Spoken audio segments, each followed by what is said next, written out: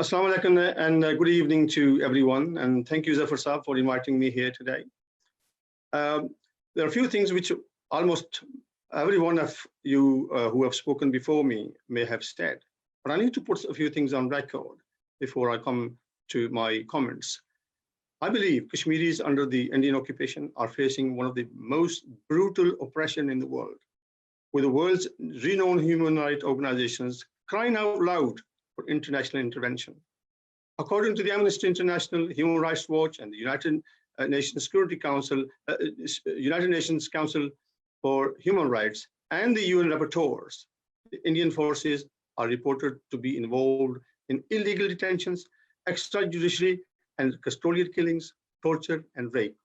Tens of thousands of people, including prominent political leaders, journalists, members of civil society, women and children, are detained in prisons in different parts of India without legal access.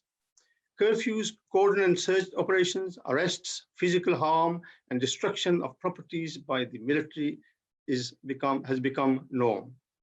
All of this is happening with a complete impunity under the Armed Forces Special Power Act.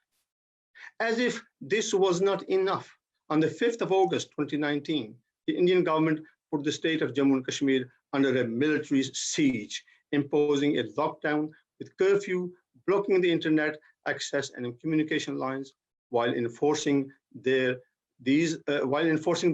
strict measures, India withdrew Article 370 and 35A of the Indian Constitution that gave a degree of autonomy to the state of Jammu and Kashmir. These articles were fundamentally important in order to preserve Kashmiri culture and heritage. This change is seen as a move to change the demography of the state. This action is against international law, the UN resolutions, and the Geneva Convention. I stand in solidarity with the people of Kashmir on this and support their legitimate right of self-determination. I urge the democratic world, particularly the British government, to, number one, use their influence to bring an immediate end to the human rights violations in Kashmir.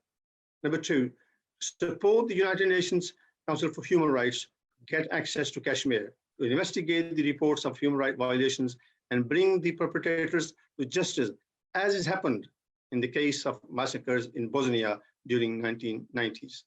Number three, I also urge the world powers to use their influence to bring India and Pakistan to a negotiating table to find a solution in the light of UN resolutions to the long-standing international dispute of Kashmir that is acceptable to India, Pakistan, and the people of Kashmir to bring peace and stability in that region.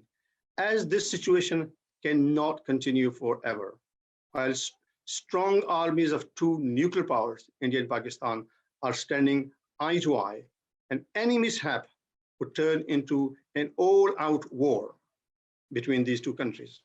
Consequences of such a war could be devastating, not only for the region, but for the rest of the world. I urge the world to take action before that happens.